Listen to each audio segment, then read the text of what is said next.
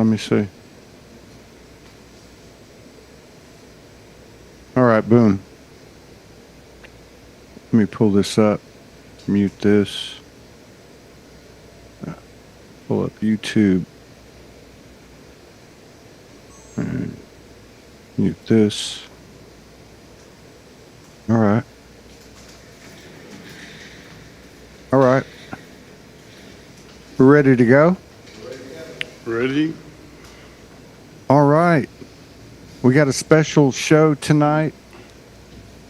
A special spiritual soul session. It's a combination of visual artistry, a visual artist by the name of John Nine, over near Manhattan Beach in El Segundo, California.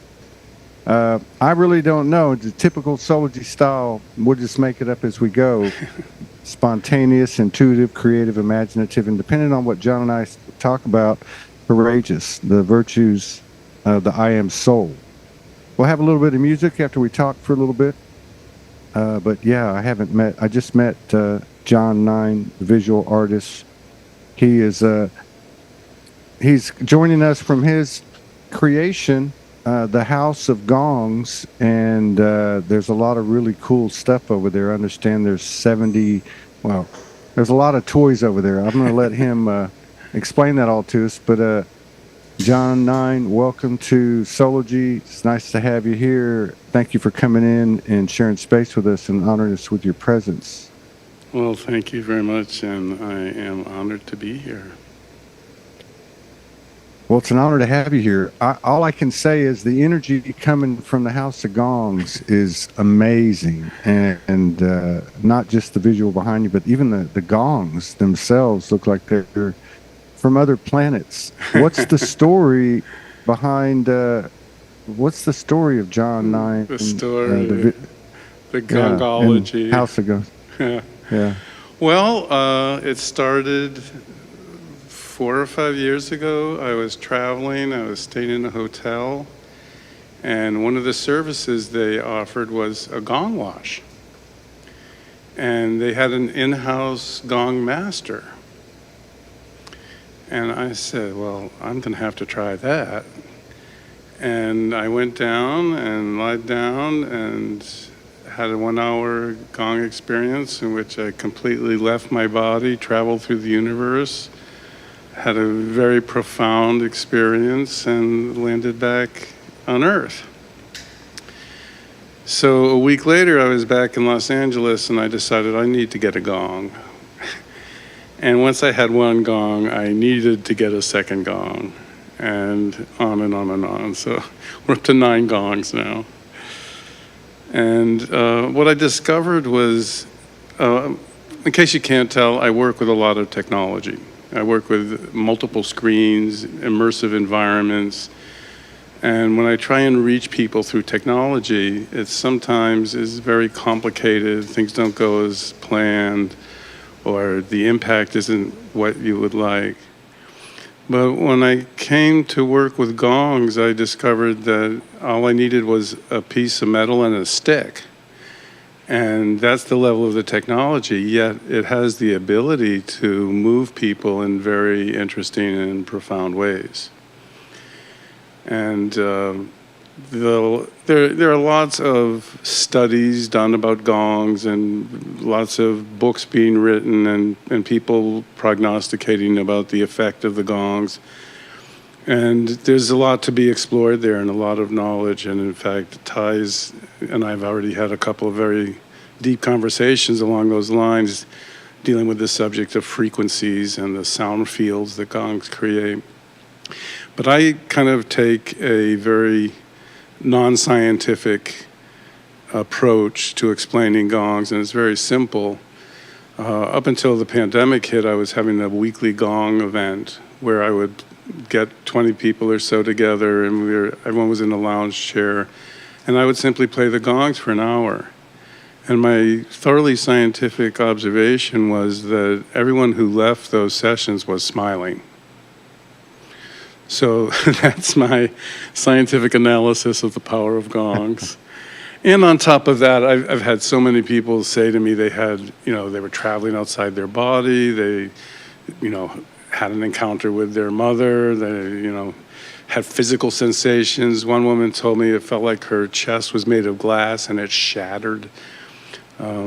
It's a really interesting instrument, and it's also an instrument that's got a lot of history. There are gongs that are said to be thought to be 16,000 years old. So it's literally one of the earliest types of technology, and it's still with us, and it hasn't really changed much. So now, after about a year of really exploring the gongs, the pandemic hit. And so I shut down the House of Gong and just played the gongs for myself, which was a whole other experience. And I took my relationship with the gongs to another level. And now it's time to kind of reopen the House of Gong and get some energy back in here.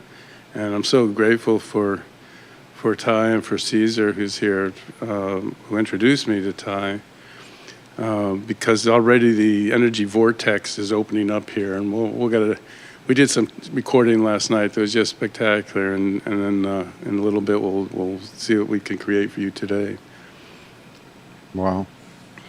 Yeah. Well, Ty's got 6 of them in Sedona in his studio.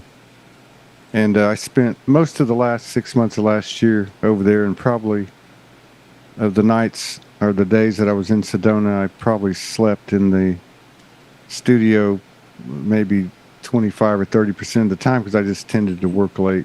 And I do that.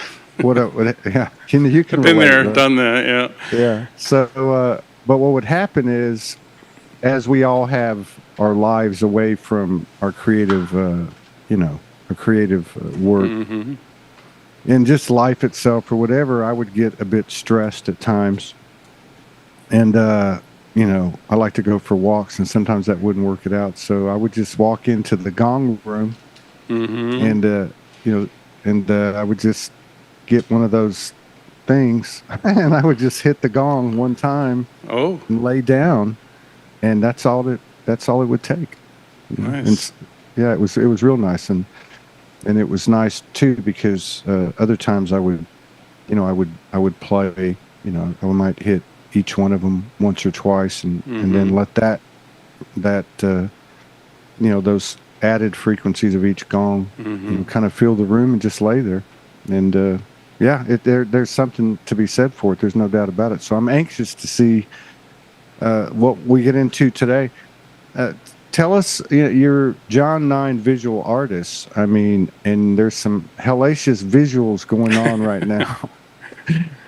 I feel like I'm back in the old days doing plant medicine. But well, funny you should mention that.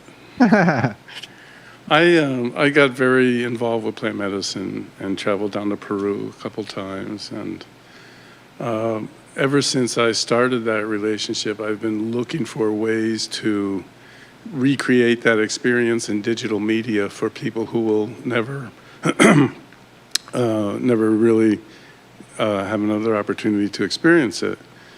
So the patterns you're looking at now, these are a step along the way. What's happened in the last year for me is I discovered, like everyone else, artificial intelligence. And so now I'm using AI to generate the imagery. A step along the way. And it's opened up a whole new world. But I'm hoarding those visuals. I'm going to save them all up and then have some kind of a big opening and start sharing them. So what you're saying is that you're creating visuals that simulate or emulate your experiences with plant medicine? Not only create the visuals, but put them into an entirely structured experience. Because, every plant medicine experience has a shape to it.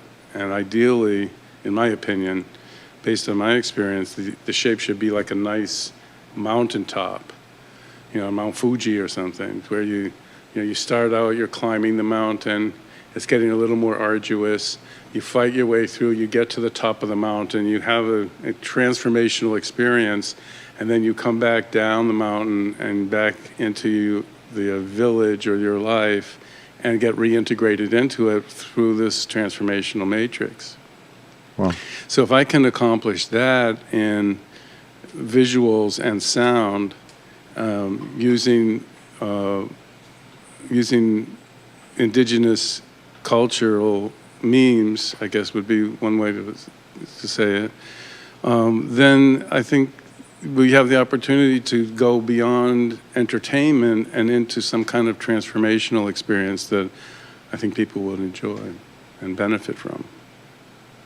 wow, this is intense. It's like an extrapolation of hanging out with Ty. So, okay, I have a couple of questions. One is, I mean, anyone that's, I think, seriously goes into plant medicine with, with the intent of expanding consciousness, understands that the plant medicine itself has a consciousness, and it's, for me, it's no different than engaging other types of energies that may, let's just say, may have a non-physical properties, or even other human beings, or even music. But I was wondering, like with these graphics that you've got going on, this incredible imagery. To me, it feels like it has its own consciousness. It's really two questions in one. When you work with tech, when you work with AI, do you feel like that you're merging with it, engaging with it, communicating with it, and do you feel like that these images carry their own consciousness? Well, first of all, I absolutely agree with you about the idea and the feeling and the experience of plant consciousness. I've had conversations with that consciousness. I've been issued orders by that consciousness. I was told at one point to stop working with the plant medicine and stay up north and manifest, and that's what I've done. So for people who haven't experienced, the idea of a plant having consciousness probably seems strange, but when you do encounter it, it's very natural. When I'm making these kinds of imagery, what I do is concentrate on the process and not the result. So I don't start out with an exact idea of what I'm going to do. I start out with all the pieces, and I start putting the pieces together, and I try and just let things form. And I also have a series of media servers that allow me to work in real time. So I don't have to go and render pieces and put them in an edit and do any of that stuff. I can just instantaneously change all the variables and all the parameters until I like it, and then I can record that. So it's a whole different creative process from what's normally done in production, where you start with a storyboard and then you do a shoot and then you do an edit and then you do post. Oh, I like that. I like that a lot. I can relate to that. Energetically speaking, even though I haven't done what you're doing, I like the idea of you're basically kind of it's improvisational, and there is that spontaneous, creative, intuitive part of it, and so you just keep on riding the pony until it feels just right. That's really cool. That's exactly right. And then what I'll do is I'll take material like this, and then I put it on a video wall with, like the one I'm looking at right there that has 24 screens on it. Now I have the opportunity to manipulate it again and maybe mix it with other files and put different images onto different parts of the matrix. And what I've been discovering is that you can use a matrix of multiple streams of video to do traditional storytelling. And I believe that that is the format of entertainment, that's what we're evolving towards, and that that's going to be the next paradigm for not just entertainment, but communication and information delivery. Yeah, I received a download in 2014 that had to do with Solji, that it was explained to me that there would be a new genre, and Hmm. somehow or another we would be a part of it. That obviously involved co-creation and collaboration, but that it was taking as many frequencies as possible and blending them together in a spontaneous atmosphere, which is what I'm looking at, and listening to. But then also, I think so important what you said, the term storytelling, Hmm. because aside from any of the books or even the sacred texts, I mean, nothing is 100%, and the oral tradition, the oral history, in all its in all of its faces, is really where it's at, and more than in any case for me, it's in the present moment. So when Ty and I get together, as we've been getting together for a year now, I mean, it's just kind of evolved into this spontaneous speaking and melody, and we might come up with a theme, but there, like you said, there's no storyboard, there's no structure. You just, what's on your mind today, and what are you feeling today, and then everything starts coming into play, and I love it because you've got music, you've got the spontaneity, the improvisational part of it, you got the lyrical, you got melody, you've got silence, you've got different sounds and instruments, and then when you take the visuals, because the last 2 weeks he has put visuals to it utilizing AI. Hmm. And I'm pretty good because I've been doing this for a long, long time. I've done about 6,000 video productions, and Hmm. so I'm kind of a numbers freak, and I watch the metrics, both in the energetic field, I guess you could say, but also in the linear field.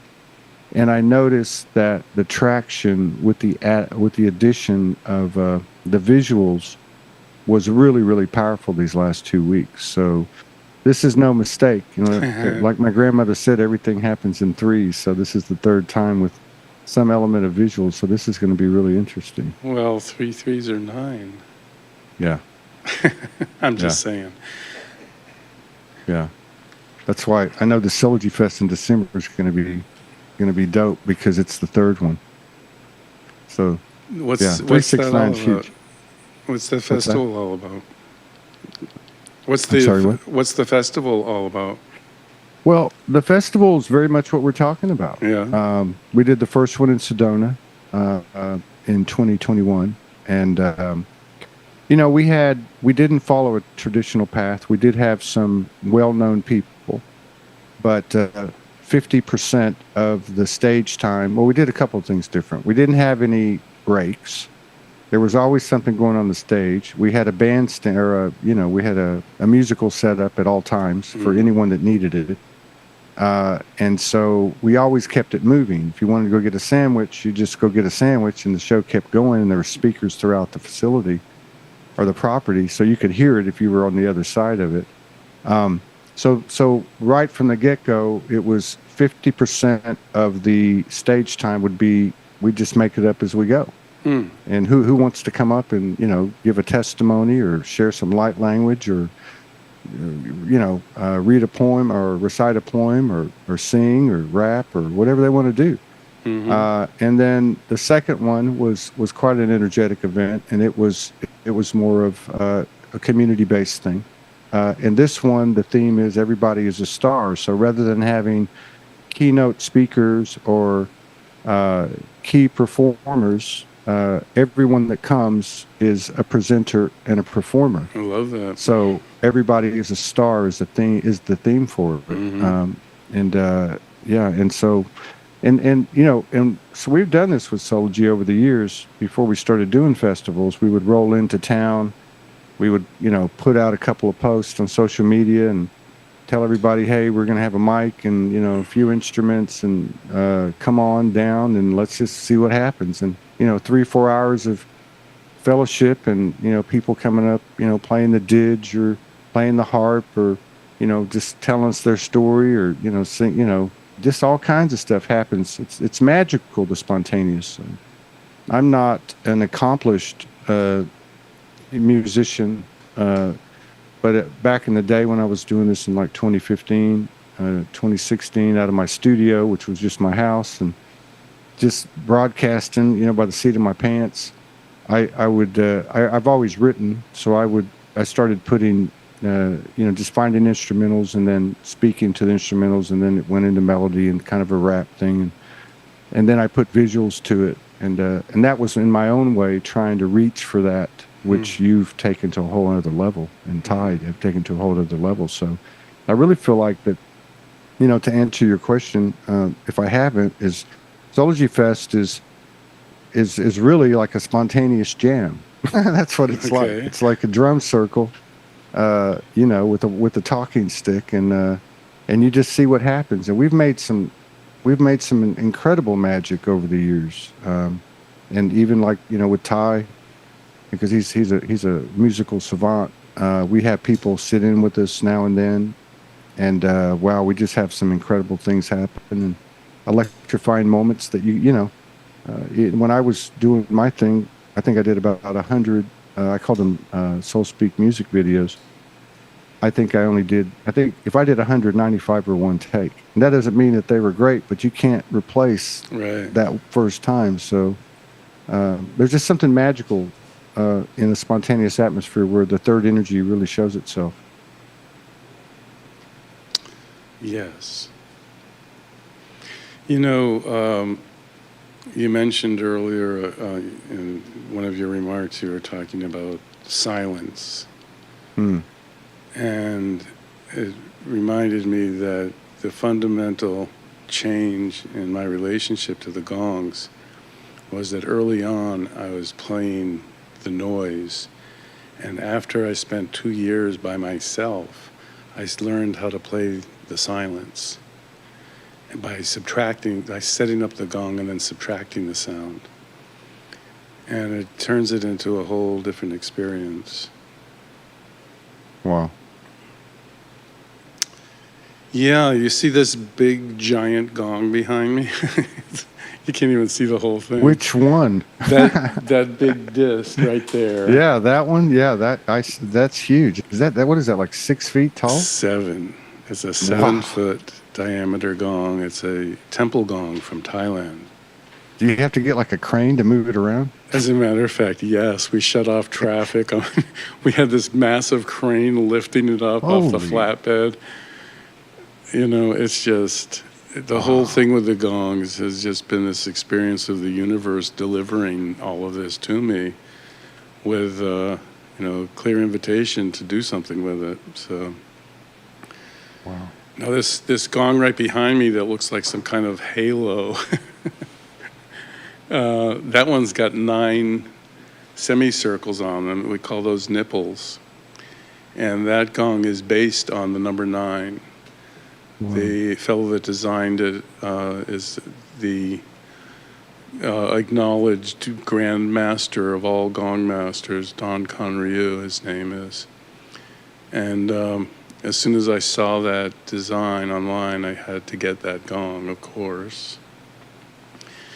And there's a wonderful gentleman up in Lincoln, Nebraska, who, if I can do a shameless pitch, he's got an outfit called Gongs Unlimited, and that's where you can find all the gongs your heart desires. And he was, in fact, Andrew is the proprietor. He's the one that found the giant gong for me and helped me wrestle it into my studio.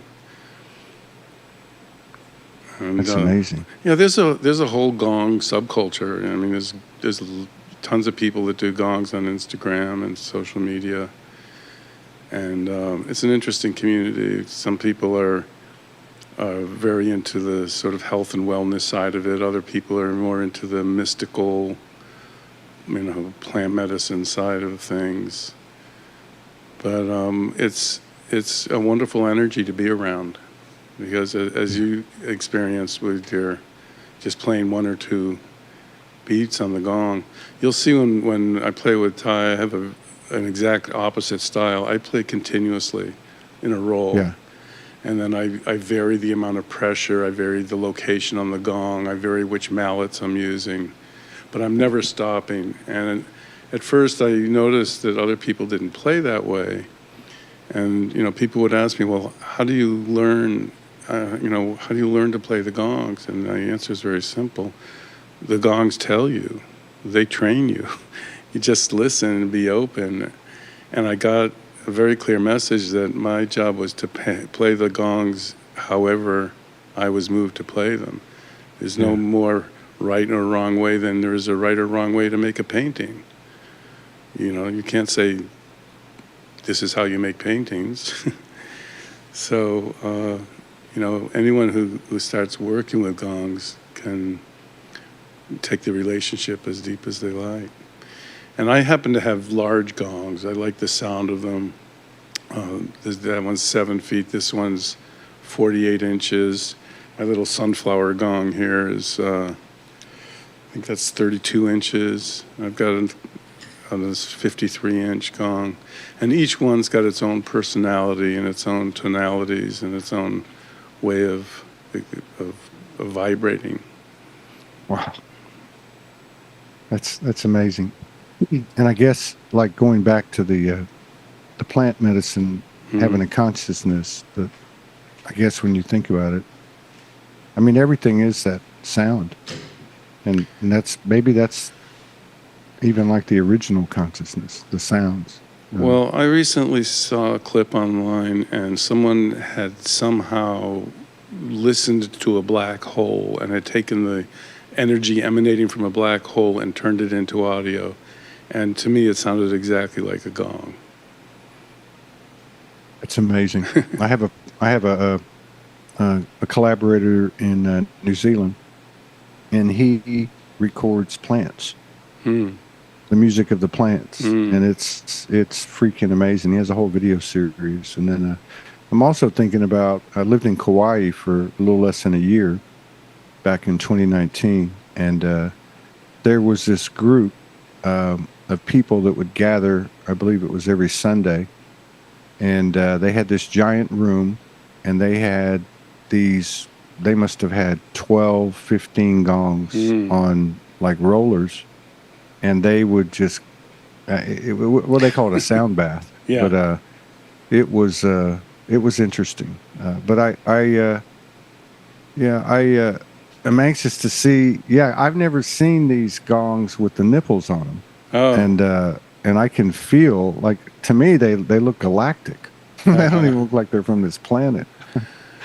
Well, Don, who designed the 9 gong, has a lot of interesting ideas about that and why he designed it that way. Perhaps a subject for another day. I think we're going to have to come out to L.A. Come on out. See what we can get into. We'll gong you up. Yeah, that's beautiful. Yeah. Well, I got to say, meeting Ty has been really a great pleasure, because he's just an incredible font of knowledge about things that I'm very curious about. I mean, having to do with light and sound and energy and frequencies. Yeah.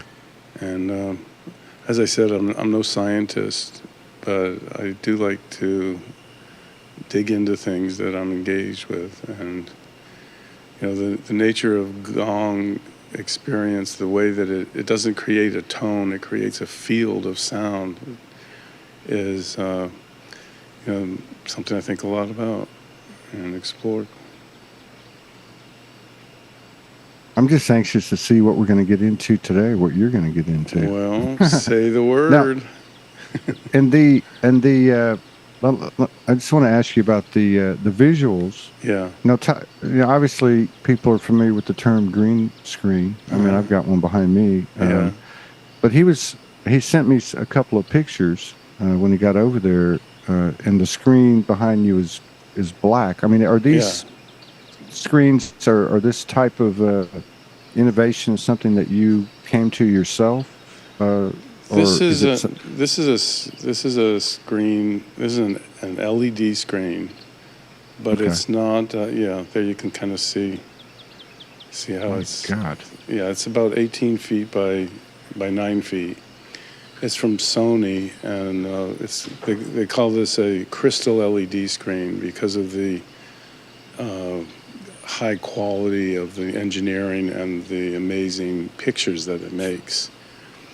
I guess you can't get those at Walmart. No, but you can get them. Not on my budget. Well, maybe get you a projector. That's nice. But That's amazing. yeah, so this is the type of technology that's now being used in Hollywood for what we're now calling virtual production. Mm. And that's where you have actors in front of it like a green screen, but instead of the green screen, you have a computer that's generating the visuals in real time according to the movements of the camera. So if the camera's panning or tracking or zooming, then the imagery that is behind it on the screen is moving and changing accordingly as though you were a real set of eyes looking at it. Yeah. And so what we've got here is kind of the miniature version of that. The big, large stages, they'll have 40,000 pixels.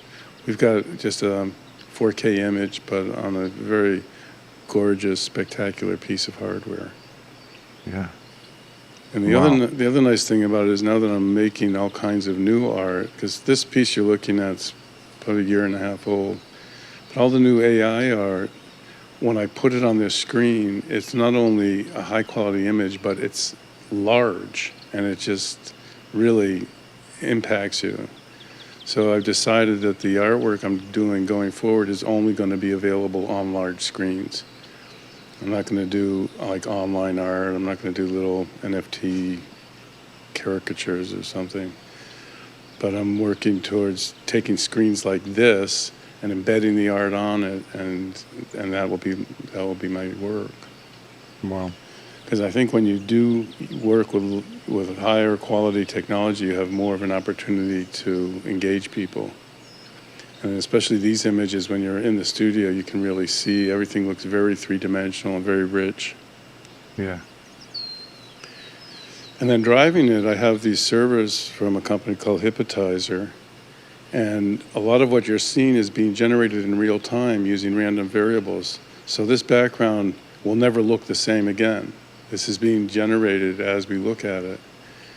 And that opens up all kinds of interesting possibilities. You can tweak the engine so that it's responding to, say, a dancer's movements or the sound of a voice or the flight of a bird or whatever you want to use as information to transform the visual components.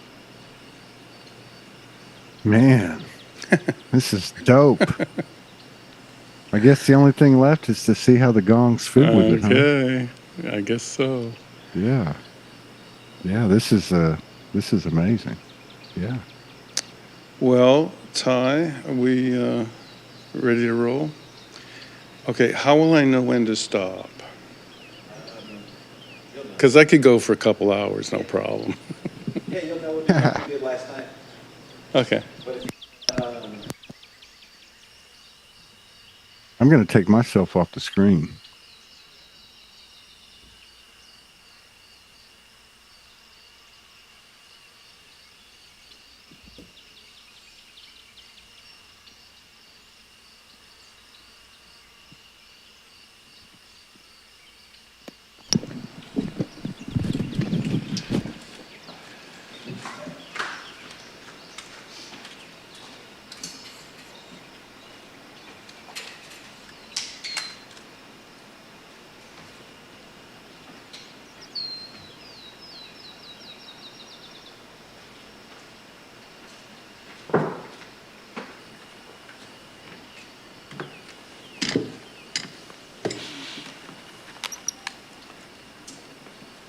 The big gong needs a big power.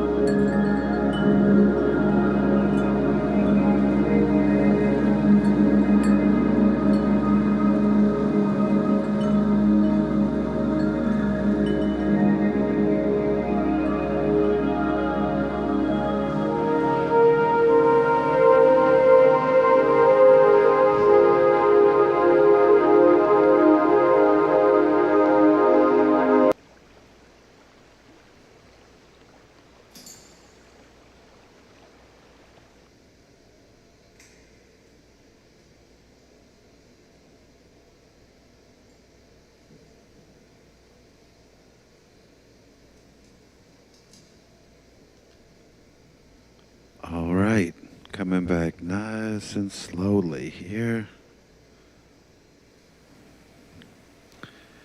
Let's see if we put Todd to sleep or not. I don't see Todd there. Let's see. You out there, Todd? There he Yeah, is. I'm here. There we go. Yeah. I had the luxury of having the Zoom. I was watching both. I was watching two of the platforms. I was watching YouTube and I was watching on Facebook. And I think the band of frequencies got so high it knocked it off. It was in and out, and then it totally dropped out of. Just gave up. Yeah, it just dropped out of YouTube, and but I think it's trying to bounce back in.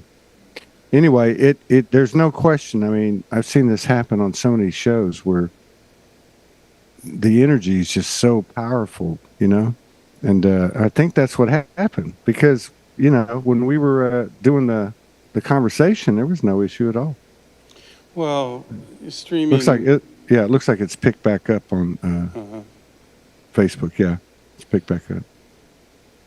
Yeah, that's wild. That's wild. Gongs are notoriously difficult to record or transmit. Yeah. And, when you're on any of these streaming services, you're dealing with compression, and it's a challenge. So that's what it is. Yeah. Yeah, that's definitely something that's just, you got to be there. Exactly. Yeah. I get over.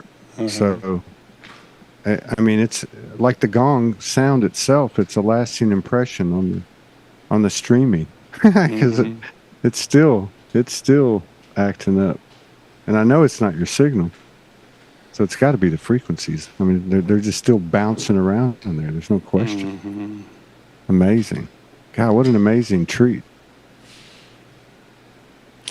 Well, it's amazing to be here and have the opportunity to share it with you. Yeah, this is we'll definitely have to get out to LA, and we got a lot of people in our community out there, which is Sology is an interesting thing. It's really the same thing we were talking about earlier about the music and just the spontaneous. There's no doctrine, there's no dogma. It's just an energy. It's just people showing up and sharing themselves. That's really all it is. Well, I've been thinking about how to create a Gong experience for a large crowd of people, like hundreds of people. Wow. Because just having one gong on the stage doesn't do it. And if you try and record that gong and reproduce it, you're really listening to the loudspeakers. You're not listening to the gong. And True.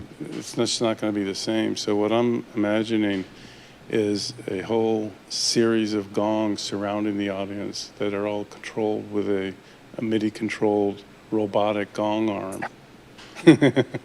That's wild. Yeah, but it would work. It'd be great. Yeah, I could imagine one like in one of those. The first Sology Fest we had, the guy had one of those geomantic domes. The ones, you know what I'm talking about.